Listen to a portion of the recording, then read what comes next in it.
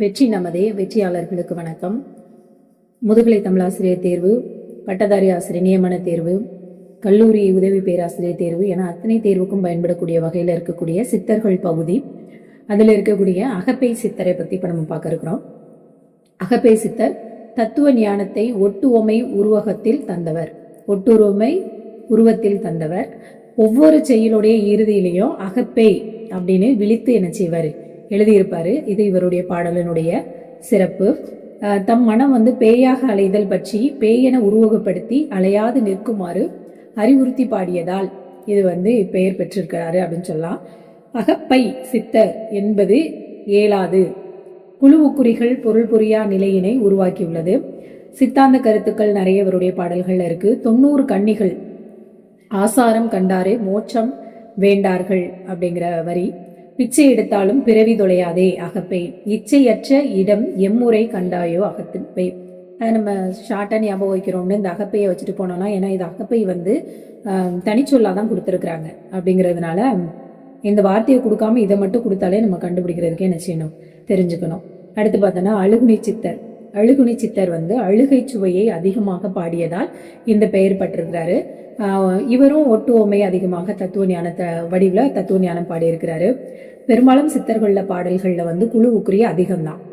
ஏற்கனவே அகப்பை சித்தர்லையும் பார்த்தோம். 32 பாடல்கள் அழுவது போன்ற சந்தத்தில் இவர் பாக்கல் அமைவதால் அழுகுனி அப்படிங்கிற பெயர் பெறாரு.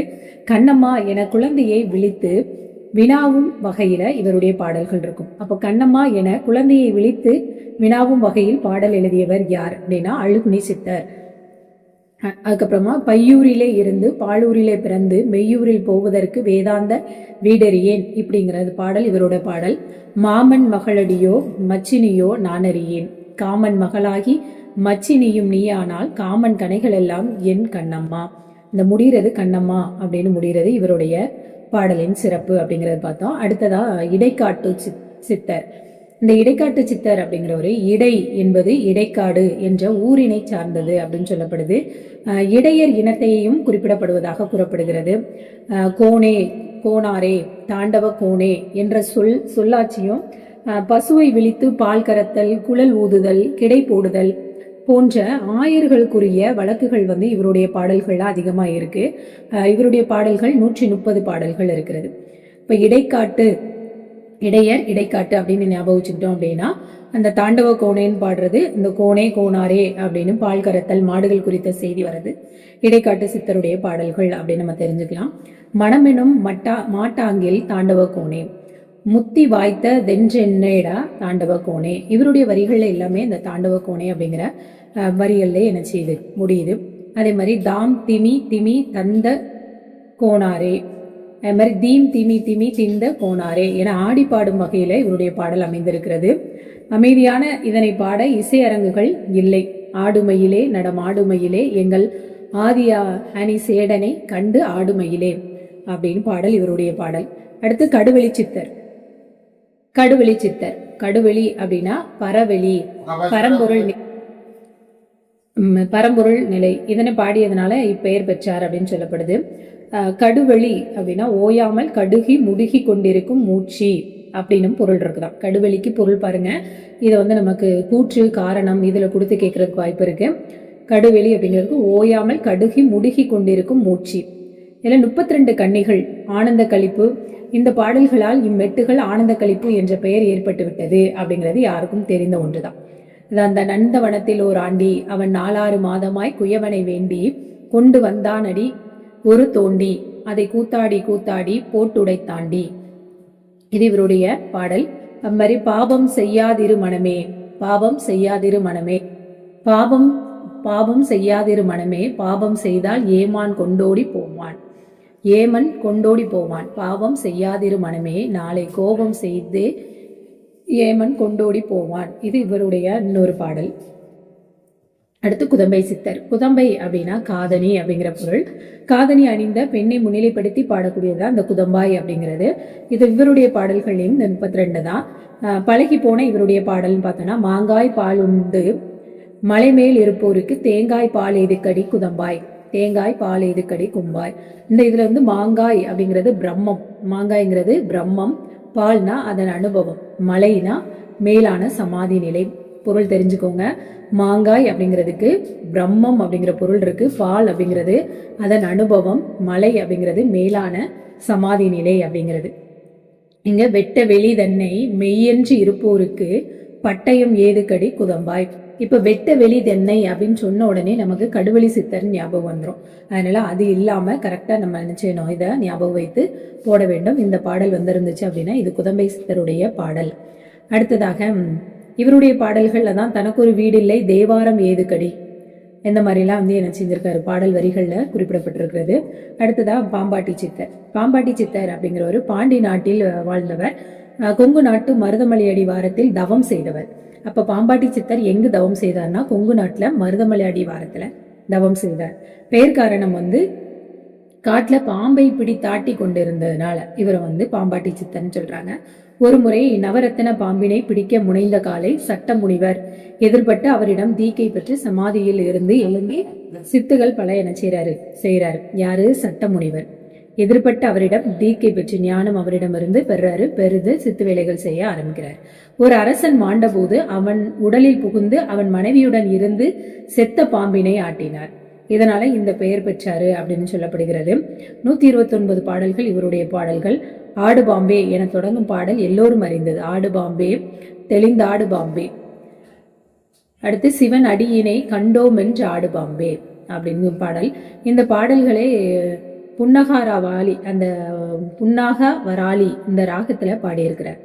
இதுல எல்லாரும் தலையும் ஆடுமே பிரபலமான கச்சேரிகள்ல கூட இது என்ன செய்யப்படுது, பாடப்படுகிறது. அடுத்து இந்த பாட்டு. நாதர்முடி மேல் இருக்கும் நாகப்பாம்பே, நச்சுப்பையை வைத்திருக்கும் நல்ல பாம்பே, பாதாளத்தில் குடிபுகும் பைகுள் பாம்பே, பாடி பாடி நின்று விளையாடு, ஊத்தை குளிதனிலே மண்ணை எடுத்தே உதிர புனலிலே உன்னடை சேர்த்தே, மாய்த்த குயவனார் பண்ணும் பாண்டம் வரை ஓட்டுக்கும் ஆகாதென்று ஆடுபாம்பே அப்படின்னு பாம்பு அந்த மனித உடலை குறித்து இந்த மாதிரியா அவர் என்ன செஞ்சிருக்கிறாரு, பாடியிருக்கிறாரு.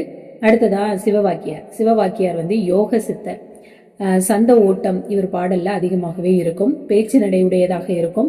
மருவு மொழி மிக்கதாக இருக்கும். இதுக்கு முந்தி பெரும்பாலும் குழு உக்குறி இருக்கதாக இருக்கும் அப்படிங்கிறத நம்ம பார்த்திருக்கோம். இவருடைய பாடல்கள்ல தான் மருவு மொழி இருக்கும் அப்படின்னு பார்த்திருக்கோம். இதுல வட சொற்கள் மிகுதி. 520 பாடல்கள் இவருடைய பாடல். அதிகமா சிவவாக்கியரோட பாடல் தான். சிவவாக்கியரோட பாடல்ல தான் வட சொற்களும் மிகுதியாக இருக்கிறது. அடுத்து திருமலிசை ஆழ்வார். திருமலிசை ஆழ்வாரை போன்று எழுசீர் சந்த விருத்தங்கள் ஆண்டவனை இவர் என்ன செஞ்சிருக்காரு, பாடியிருக்கிறாரு. ஆண்டவனை அகத்தில் உணர்ந்து ஒழுகாதவரை புறபூசணைகள் வெறும் வேடமே. அதாவது ஆண்டவனை அகத்துல வச்சு வழிபடலை அப்படின்னா வெளியே செய்யக்கூடிய பூஜைகள் அத்தனையுமே வீண்தான் அப்படின்னு என்ன செய்யறாரு, சொல்றாரு. அதுக்கப்புறம் வினையால் பிறவி விளைகிறது, இறைவன் குருவாகி அருள் செய்யவே மெய்ஞானம் வருகிறது. அப்புறம் பற்று அகலும் திரை அகலவே, அந்த மாய திரைகள் அகன்று ஞானம் என்ன செய்கிறது, வர ஆரம்பிக்கிறது. அதுக்கப்புறமா பார்த்தோம் அப்படின்னா ஆன்மா ஐக்கியமாகிறது. இதுதான் இவருடைய கொள்கை. இந்த ஞானியின் புரட்சி பாடல் இங்க கீழே கொடுத்திருக்கிறாங்க. நட்டக்கல்லை சுற்றி 4 புட்பமா சாத்தியே சுற்றி மொணமொணன்று சொல்லும், மொணமொணன்னு சொல்ற மந்திரம் ஏதடா, நட்டக்கல்லும் பேசுமோ நாதன் உள்ளிருக்கையிலே, சுட்ட சட்டி சட்டுவம் கரிச்சுவை அறியுமோ. இந்த மாதிரி ஒரு பாடலை அவர் என்ன செஞ்சிருக்கிறாரு, பாடியிருக்கிறார். அடுத்து பார்த்தோம்னா தேரையர். என்ன செய்தும் நீங்காத தலைவலியால் துடித்த ஒரு அரசனுக்கு சம்மோகினி, முக்கியமான செய்தி பாருங்க, சம்மோகினி அப்படிங்கிற பச்சிலையால மயக்கம் உண்டாகி கபாலத்தை திறந்து அங்கிருந்த ஒரு தேரைய வெளியே எடுத்திருக்கிறாரு. சந்தான கரணி எனும் பச்சிலையால் பழையபடி கபாலத்தை பொருத்தியபடியால் தேரையை அகற்றியதால் இவருக்கு இப்பேர். அப்போ இந்த 2 மூலிகை பச்சிலைய நல்லா தெளிவா தெரிஞ்சுக்கணும். கபாலத்தை திறக்கிறதுக்கு சம்மோகினி அப்படிங்கிற மூலிகையும், கபாலம்னா தலை, அந்த மண்டையை மண்டை ஓட்டோட அப்படி பிளக்கிறதுக்கு சம்மோகினி, அதை மூடுவதற்கு சந்தான கரணி அப்படிங்கிற மூலிகையும் அவர் பயன்படுத்தி இருக்கிறாரு. அந்த அரசருடைய தலையில இருந்தது என்னன்னா தேரை. அந்த தேரையை அவர் தூர வெளியில என்ன செஞ்சிருக்கிறாரு, எடுத்திருக்கிறாரு. இவர் அகத்தியருடைய மாணவர். தர்ம சௌமியர் அகத்தியருடைய மாணவர் என்றும் தர்ம சௌமியரினுடைய மாணவர் அப்படின்னும் 2 கருத்துக்கள் என்ன செய்து நிலவுகிறது. மருத்துவத்துறையில முக்கியம் பெற்றவர்களுடைய நூல்கள் தைல வர்க்க சர்க்கம், அதுக்கப்புறம் நீர்குறி, இதெல்லாம் நெய்குறி, சாத்திரம், பதார்த்தன குண சிந்தாமணி, மணிவெண்பா, மருத்துவ பாரதம், வைத்திய யமக வெண்பா, இதெல்லாம் இவருடைய தைல வர்க்க சுருக்கம், நீர்க்குறி நெய்குறி சாத்திரம், பதார்த்த குண சிந்தாமணி, மணிவெண்பா, மருத்துவ பாரதம், வைத்திய யமக வெண்பா, இதெல்லாம் தேரையருடைய நூல்கள். அடுத்து கதை தலைநோய் தீர்க்க அகத்தியருடன் சென்றார். அகத்தியர் கபாலத்தை திறந்து தேரை இருக்க கண்டு அதனை எடுக்க முயற்சி செய்யும் போது அதை தடுத்து தாம்பாளத்தில் நீர் நிறைத்து காட்டின தானே வெளிவரும் என்று கூறி அன்கணமே காட்ட அது தாவி தட்டில் விழுந்தது. தேரை பற்றிய குறிப்பு கூறியதால் தேரை எனப்படுகிறது. அதாவது இவரை பத்தின ஒரு கதையும் இருக்கு. இவருடைய குரு தரும சௌமியர், அவருடைய சீடர் இவருடைய சீடர் யூகி முனி அப்படின்னு நினைச்சப்படுது சொல்லப்படுது. இது இந்த புத்தகத்துல இருக்கக்கூடிய செய்திகள், அதாவது மதுசா விமலானந்தம் ஐயா புத்தகத்துல இருக்கக்கூடிய செய்திகள். இது சார்ந்த இன்னும் பிற செய்திகள் இருந்தால் நம்ம அடுத்த காணொலியில பார்க்கலாம். முதல் முறையா சேனலை பாக்குறீங்கன்னா சப்ஸ்கிரைப் பண்ணிக்கோங்க. உங்களுடைய நண்பர்களுக்கும் பகிருங்கள்.